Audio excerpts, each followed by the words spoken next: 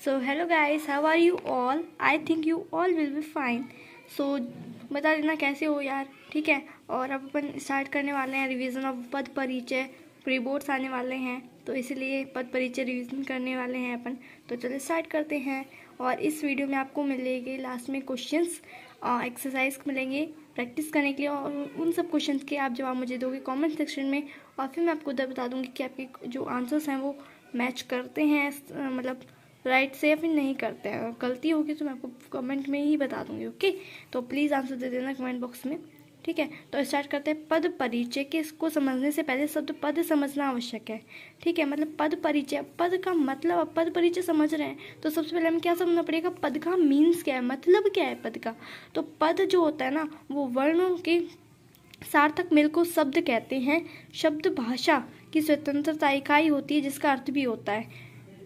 शब्द किससे बनता है, किससे बनता है, जो वर्ण होते हैं ए, कै, खे, घे, गे, इन सब को मिलाकर क्या बनता है, एक शब्द बनता है। और शब्द की जो स्वतंत्रता इकाई होती है ना, वो उसका अर्थ होता है। अगर उसका अर्थ बन रहा है तो वो शब्द भाषा के रूप में इस्तेमाल किया जाएगा, ठीक है। तो उसका जो स्वतंत्र इकाई कौन सी होती है, शब्द होती है भाषा की स्वतंत्र इकाई। अब आगे है पद। पद क्या होता है, हमने शब्द पढ़ लिया। अब पढ़ते हैं पद क्या होता है। जब कोई शब्द व्याकरण के नियमों के अनुसार प्रयुक्त हो जाता है तब उसे पद कहते हैं। अगर कोई भी शब्द है, मतलब कि जैसे कल, कर, अगर ये शब्द है, अपन इसको व्याकरण के रूप में इस्तेमाल कर रहे हैं कि कल तुम मत जाना, ठीक है, तुम ये काम कर लो, तो कर, कम, ये शब्द यूज हुए हैं ना, इस्तेमाल हुए हैं। तो ये शब्द क्या है, व्याकरण के नियमों के अनुसार ही प्रयुक्त हो रहे हैं, तो इसको कह देते हैं पद। जैसे राम, पत्र, पढ़ना शब्द है।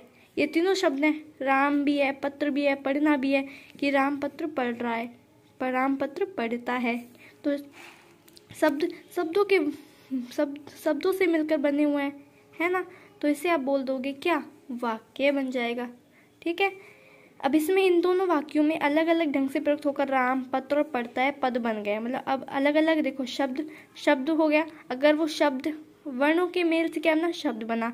और जब शब्द व्याकरण के रूप में इस्तेमाल हो गया तो वो बन गया पद, ठीक है। और अब ये तीनों पद ही तो हैं, राम पत्र पढ़ता है। अब अगर इन तीनों को इस्तेमाल करके क्या बनाएंगे, वाक्य बनाएंगे कि राम पत्र पढ़ता है, तो ये वाक्य बन जाएगा, ठीक है। अब अपन पढ़ते हैं पद परिचय होते क्या है। पद परिचय, वाक्यों में प्रयुक्त पदों का विस्तृत व्याकरण परिचय देना ही पद परिचय कहलाता है।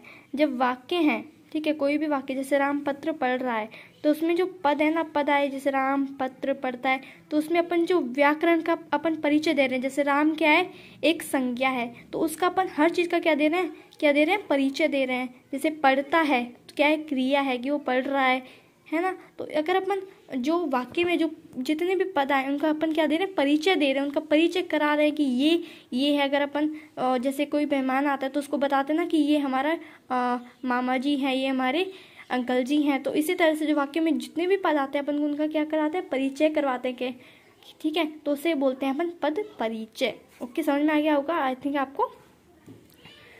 सभी पदों के परिचय पर एक संक्षिप्त दृष्टि। सभी पदों को मुख्यतः दो वर्गों में बांटा जा सकता है, विकारी शब्द, अव्यय। अब ये जो पद है ना, वो जितने भी पद आ जाते हैं हम सिर्फ दो वर्गों में उनको विभाजित कर देते हैं। एक तो होते हैं विकारी शब्द और एक होते हैं अव्यय। अब मुझे पता होगा कि आपको पता, मतलब अब आपको पता भी नहीं होगा कि विकार शब्द क्या होते हैं, अव्यय क्या होते हैं। तो अब चलते हैं इनकी डेफिनेशन की ओर। तो विकारी क्या होते हैं, इस वर्ग के पदों में लिंग, वचन, पुरुष, कारक आदि के कारण विकार आ जाता है।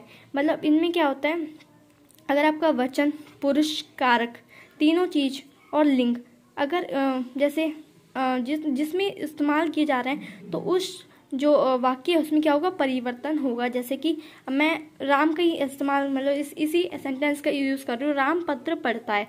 अब मैं इसके लिंग को बदल देती हूँ, ठीक है। राम को क्या कर देती हूँ, मैं लड़की कर देती हूँ, जैसे कि रामा कर देती हूँ, लड़की रामा है, ठीक है। तो मैं क्या बोलूंगी, रामा पत्र पढ़ती है।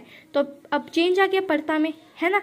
तो अगर अपन लिंग को चेंज करेंगे, लिंग को बदलेंगे, तो क्या हो जाएगा, वाक्य में बदलाव आ जाएगा। सेकेंड पॉइंट क्या है, वचन।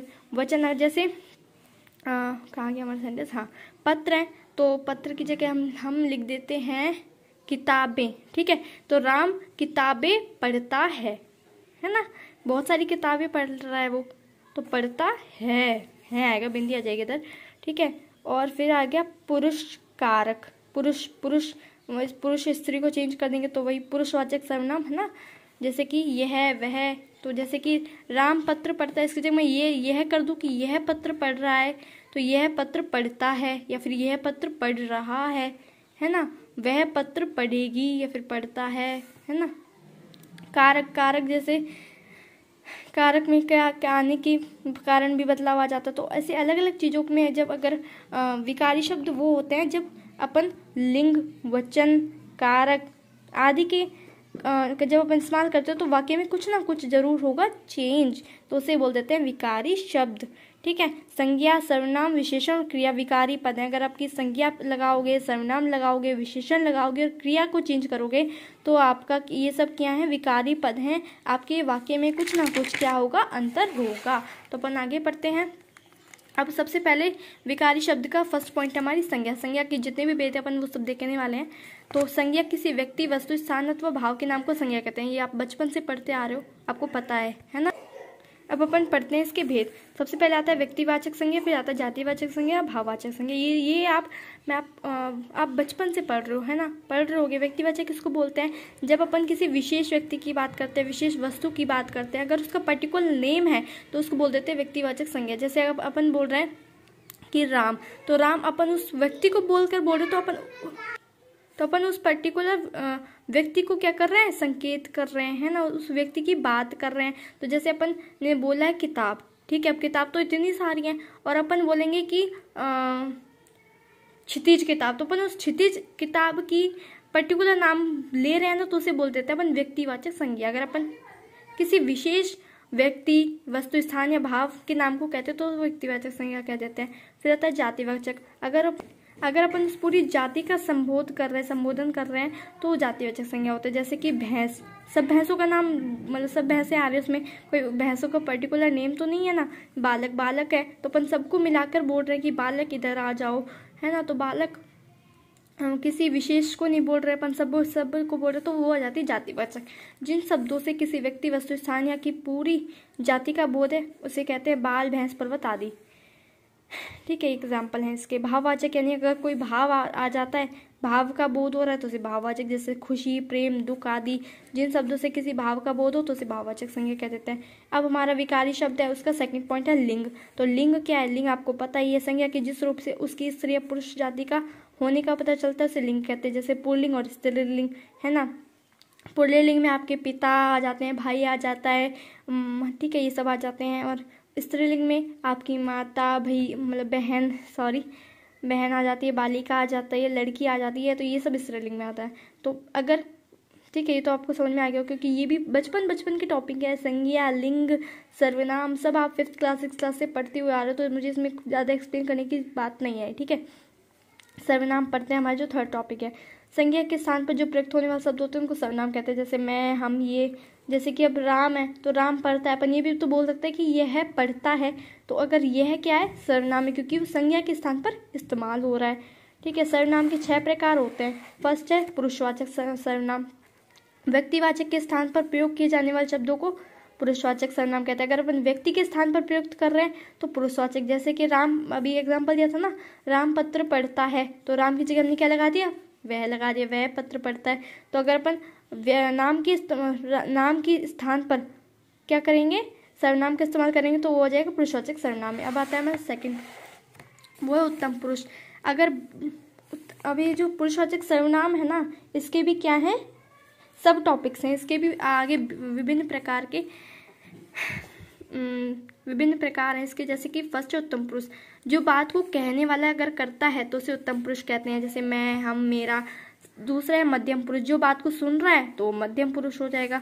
और अन्य पुरुष, जिसके बारे में बात की जा रही है। जैसे कि मैं आपको इन तीनों का एक साथ एग्जाम्पल देने वाली हूँ एक ही पॉइंट में, तो वो ये है। जैसे कि मैं बोल रही हूँ, अपनी फ्रेंड से बोल रही हूँ, मतलब मैं अपनी दोस्त से बोल रही हूँ कि वो लड़की बेकार है, ठीक है। तो मैं बोल रही हूँ तो मैं तो हो गई उत्तम पुरुष में, ठीक है। मध्यम पुरुष कौन है, जो सुन रहे हो, यानी कि मैं किसी को बता रही हूँ तो वो हो गई मध्यम पुरुष में। और तीसरी क्या है, अन्य पुरुष, यानी मैं किसी लड़की के बारे में कह रही हूँ तो उस लड़की के बारे में बात की जा रही है तो वो आ गई अन्य पुरुष में। समझ में आ गई बात, ओके। दूसरा आता है निश्चयवाचक। ये थोड़ा सा आपको आई थिंक दिख नहीं रहा, आई एम सॉरी, बट ये निश्चयवाचक है, प्लीज इसको कर लीजिएगा। किसी निश्चित वस्तु इस निश्चित व्यक्ति का बोध कराने वाले सर्वनाम निश्चयवाचक सर्वनाम कहलाते हैं। अगर अपन किसी पर्टिकुलर वस्तु के बारे में बात कर रहे हैं, ठीक है, तो अपन बोलते हैं निश्चयवाचक सर्वनाम, जैसे ये है, वह, ये, वे आदि। तो ये सब निश्चयवाचक है कि अपन उसी उसी उसी उसी के बारे में बात कर रहे हैं ना, निश्चित है हाँ कि हम उसके बारे में बात कर रहे हैं, तो वो आ गया निश्चयवाचक में। अनिश्चयवाचक क्या होगा, इसका जस्ट अपोजिट। इसमें हमें निश्चित व्यक्ति के बारे में बात कर रहे थे, इसमें नहीं कर रहे हैं। किसी निश्चित वस्तु या निश्चित व्यक्ति का बोध न करने वाले सर्वनाम अनिश्चयवाचक सर्वनाम कहलाते हैं। कोई, कुछ आदि। जैसे ऐसे बोलते हैं ना अपन, कोई आ गया, तो अपन को पता नहीं कि कौन आया है, कोई भी आ गया होगा तो अपन को पक्का फुल कॉन्फिडेंट नहीं है कि कौन आया है, तो ये आ गया आपका निश्चयवाचक में, ठीक है, क्योंकि अपन निश्चित तो नहीं कह सकते कि कौन आया है, ठीक है। वो पुरुषवाचक भी हो सकता है, स्त्रीलिंग भी हो सकती है, पुल्लिंग भी हो सकती है, कोई भी हो सकता है। अब इसका फोर्थ टाइप है प्रश्नवाचक सर्वनाम। जिन सर्वनामों का प्रयोग प्रश्न करने के लिए किया जाता है उसे प्रश्नवाचक बोलते हैं, जैसे क्या, कौन, किसे आदि। निजवाचक, स्वयं को संबोधित और निज के लिए प्रयुक्त सर्वनाम निजवाचक कहते हैं, जैसे कि मैं, खुद, स्वयं, अपने आप। तो ये खुद को कह रहे हैं ना, खुद को जो बात कर रहा है उसी के लिए कह रहे हैं, तो ये आ जाएगा निजवाचक में। 6 है इसका संबंधवाचक। जहाँ पर संबंध दो व्यक्तियों को सूचित करने वाले शब्द होते हैं संबंधवाचक कहलाते हैं। जैसे अपन दो व्यक्तियों को जोड़कर कह देते हैं कि अगर वो फसल बोएगा तो उसकी अच्छी कमाई होगी, ठीक है। तो दोनों वाक्य अपन उनको जोड़ दिया, व्यक्तियों को जोड़ दिया। अपन ऐसे बोलते हैं कि जैसी करनी वैसी भरनी, तो दो चीजें उनको जोड़ रहे हैं, तो जहाँ पे संबंध की बात आ रही है ना, तो उसे बोल देते हैं संबंधवाचक, ठीक है। फिर हमारा थर्ड टॉपिक आता है विशेषण। चार टॉपिक बताए थे ना, लिंग, सब, संज्ञा, सर्वनाम, लिंग और विशेषण। 4 टॉपिक बताए थे मैंने आपको। अब आता है हमारा विशेषण। संज्ञा और सर्वनाम की विशेषता बताने वाले शब्द को विशेषण कह देते हैं, जैसे मीठा है, परिश्रमी है, काला है आदि है, तो इन सबको विशेषण कहते हैं, ठीक है। जो भी संज्ञा की या फिर सर्वनाम की विशेषता बता तो यार उससे विशेषण कह देंगे। इजी पीजी लेमन स्क्वीजी, बहुत इजी है, ठीक है। विशेषण के मुख्य 4 भेद होते हैं। अब इसके 4 भेद होते हैं। सबसे पहले होता है गुणवाचक।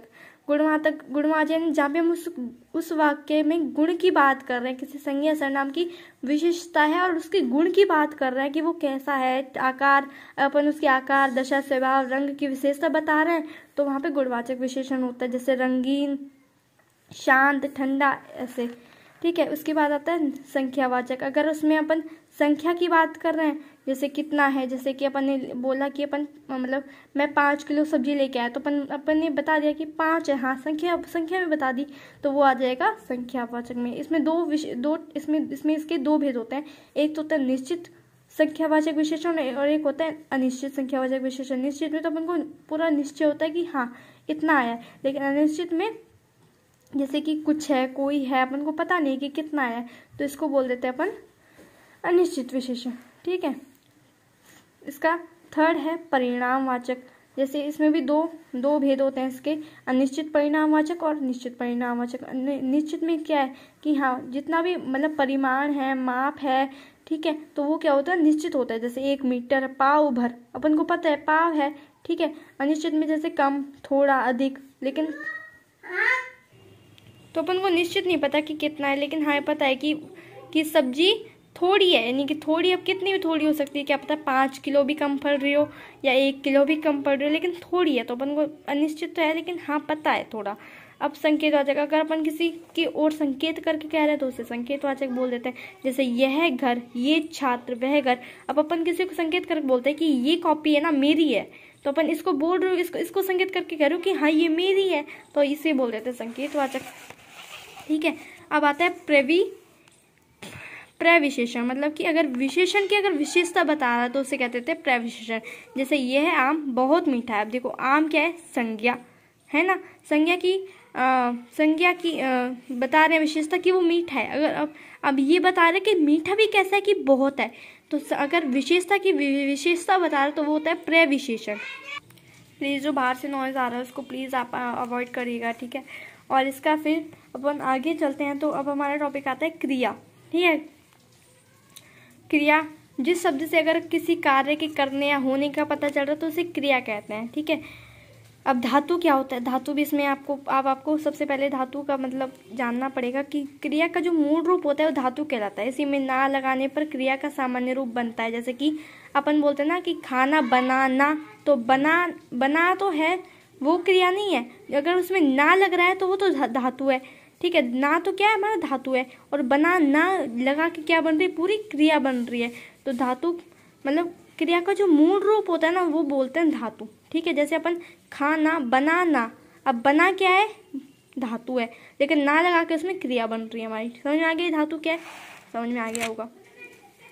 कर्म के आधार पर क्रिया भेद, कर्म के आधार पर क्रिया भेद यानी कि ये इसी के क्या है, भेद है।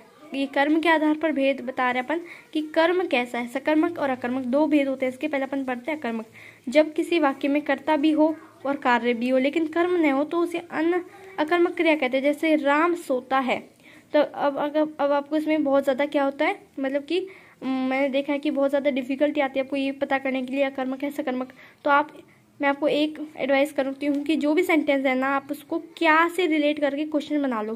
कि राम सोता है तो क्या सोता है, तो क्या सोता है, अभी कोई क्वेश्चन है क्या, नहीं बन रहा, कोई प्रश्न ही नहीं बन रहा।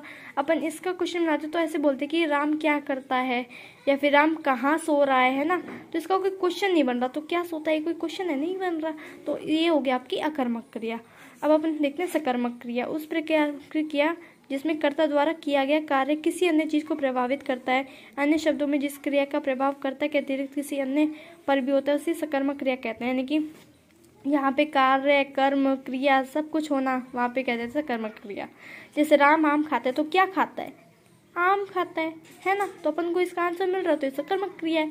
जहाँ पे आंसर नहीं मिल रहा वहाँ पे अकर्मक क्रिया है। क्या से क्वेश्चन बना के देख लेना, आ जाएगा आपका आंसर कि वो क्रिया है या फिर अक्रिया है। आगे बढ़ते हैं संयुक्त क्रिया के पास। अगर अपन दो या दो से अधिक धातुओं के योग से बनी क्रिया को संयुक्त क्रिया कहते हैं। धातु से बनी, अगर धातु क्या है, बना, है ना। तो अगर दो या दो से ज्यादा अपन धातुओं का योग कर रहे हैं, उससे क्रिया बना रहे हैं, तो उसको संयुक्त क्रिया बोल देते हैं, ठीक है। अब हमारा नेक्स्ट टॉपिक है अविकार। तो हमने जितने भी विकारी के टॉपिक थे वो कंप्लीट कर लिया है। सबसे पहले हमने किया संज्ञा किया, फिर हमने सर्वनाम करा, लिंग करा, विशेषण क्रिया किया, क्रिया करा, यानी 5 हमने टॉपिक फिर कंप्लीट कर लिया है। अब आता है हमारी अविकारी की बारी।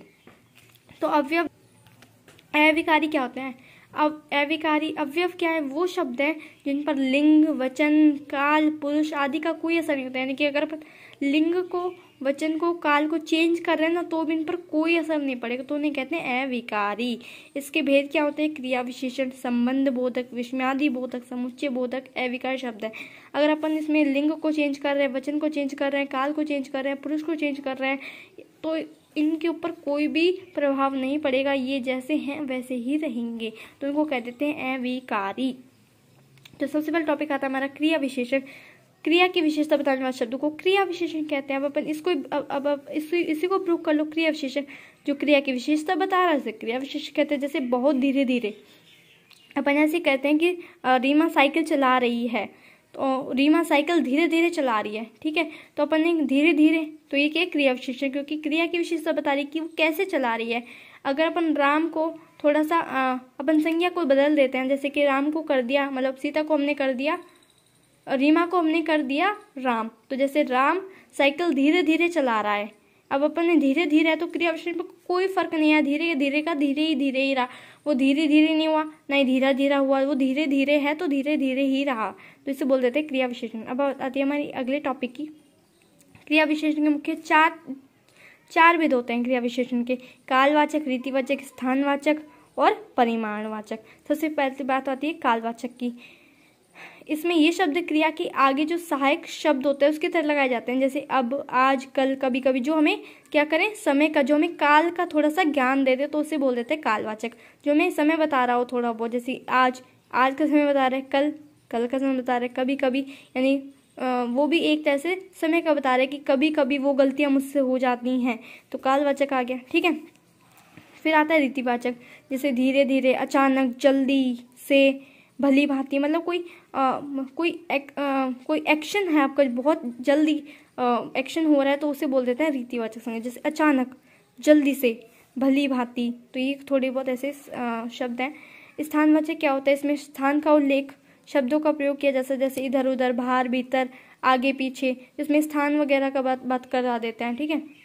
फिर आता है परिमाणवाचक, अगर मात्रा का बोध होता है, शब्दों का प्रयोग किया जाता है जैसे कि थोड़ा, बहुत, कम, तो ये इनमें क्रिया मतलब ये होते हैं परिमाणवाचक। अब आते हैं इसके सेकंड टॉपिक पर। हमने फर्स्ट टॉपिक कंप्लीट कर लिया है विकारी का, जो है क्रिया विशेषण। अब अपन आते हैं संबंध बोधक पर। जो अवयव संज्ञा या वर्तमान की बात प्रयुक्त होकर वाक्य के अन्य संज्ञा सर्वनाम शब्दों के साथ बताते हैं, उन्हें संबंध बोधक कहते हैं। जो अवयव हैं या फिर संज्ञा हैं वर्तमान की बात, मतलब वर्तमान की बात, मतलब जो अब वर्तमान है तो उसके बाद से और पहले के संज्ञा सर्वनाम शब्द के साथ बता रहे तो संबंध बता रहे। अगर संबंध बोधक नहीं, अगर वो किसी के पास मतलब किसी के साथ का संबंध बता रहे हैं तो वो संबंध बोधक है। मतलब डेफिनेशन आपको लिख के तो आनी नहीं है, बस समझना है इसको। अगर आपका संज्ञा से अगर वो किसी भी चीज का संबंध बता रहे हैं तो संबंध बोधक कह देते हैं। जैसे विद्यालय के पास बगीचा है, ठीक है, तो अपन विद्यालय क्या है, संज्ञा है, तो वो उसके साथ बगीचे के साथ क्या बता रहा है, उसका संबंध बता रहा है कि उसके पास है। इसके अतिरिक्त मतलब अगर ये कुछ संबंध बोधक के और भी मतलब शब्द हैं जिसका प्रयोग किया जाता है, जैसे इसके अतिरिक्त, के अलावा, के भीतर, के बारे में, के विपरीत, की तरह आदि। जहाँ पे आपको के, का, की ये सब दिख जाए तो उधर संबंध बोधक होता है ज़्यादातर। मैं पक्का नहीं कह रही हूँ लेकिन ज़्यादातर तो हो सकता है, ठीक है। समुच्चय बोधक, जो अवयव दो शब्दों, दो पद बंधों या दो अवयवों को जोड़ने का कार्य करते हैं उन्हें समुच्चय बोधक कहते हैं। मतलब समुच्चय बोधक क्या होते हैं, जो अवयव हैं, ठीक है, अवयव हैं या फिर कोई भी दो शब्द हैं जैसे कि राम श्याम, राम और श्याम, अगर उन दोनों को जोड़ने का काम कौन कर रहा है, समुच्चय बोधक कर रहा है। जैसे और, तथा, परंतु अथवा वाक्यों को जोड़ रहा है तो समुच्चय बोधक जोड़ेगा। नामों को जोड़ रहा है, संज्ञाओं को जोड़ रहा है, क्रिया को जोड़ रहा है, तो जो भी जोड़ने वाले काम है ना सब समुच्चय बोधक के हाथ में होता है, ये समझ लेना, ठीक है। जैसे कि वह गया परंतु ट्रेन छूट गई, है ना, तो इन दोनों वाक्यों को जोड़ा। अब देती हूँ मैं आपको शब्दों को कैसे जोड़ता है कि सीता और रीना बाजार गई, तो नाम संज्ञा को जोड़ दिया, ठीक है। तो ऐसे ही सब जोड़ने का काम समुच्चय बोधक के हाथ में होता है। अब आते हैं हमारे फोर्थ टॉपिक के ऊपर, जो है विस्मयादि बोधक, और ये हमारा है लास्ट टॉपिक। हाँ, लास्ट हमारा टॉपिक है ये अविकारी विकारी, पूरा पद परिचय का हमारा लास्ट टॉपिक है। उसके बाद हम करवाएंगे एक्सरसाइज क्वेश्चंस आपको, ठीक है। जिन अवयव शब्दों से आश्चर्य, हर्ष, घृणा आदि भाव प्रकट होते हैं उन्हें विस्मयादि बोधक होते हैं। सबसे इजी विस्मयादि बोधक है, जैसे जहाँ पे भी आश्चर्य, अरे, ओह, क्या, उल्लास, वाह, मतलब ये सब इसके मतलब इसके ही भेद हैं कि अगर जहाँ पे भी विस्मय का चिन्ह दिख जाए तो वहाँ पे होता है विस्मयादि बोधक। जैसे आश्चर्य में अपन क्या बोलते हैं, अरे, ओह, क्या, अरे ये क्या हो गया, तो ये आश्चर्य बन करते हैं। उल्लास, वाह, ऐसा, बहुत अच्छा, अरे, मतलब इसका एग्जांपल मैं आपको देती हूँ, बहुत अच्छा तुम्हारे तो 95% आए हैं। शोक पीड़ा, जैसे हाय उसकी गाय मर गई। घृणा, छी कितनी गंदगी है। चेतावनी, हटो, बचो, सावधान आगे ट्रेन आ रही है। संबोधन, हे, अरे सुनो। अब इसका एग्जांपल देती हूँ, सुनो, तुम्हें सर बुला रहे हैं, तो अपन संबोधन कर रहे हैं। तो ये सब विस्मयादि के चिन्ह हैं।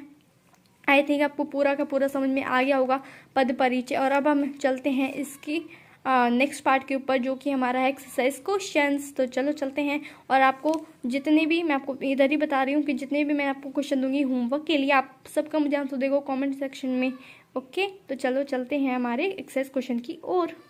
अब हम आ गए अपनी प्रैक्टिस पर, तो चलो करते हैं प्रैक्टिस के क्वेश्चंस। तो फर्स्ट क्वेश्चन है हमारा, निर्धन लोगों की ईमानदारी देखो।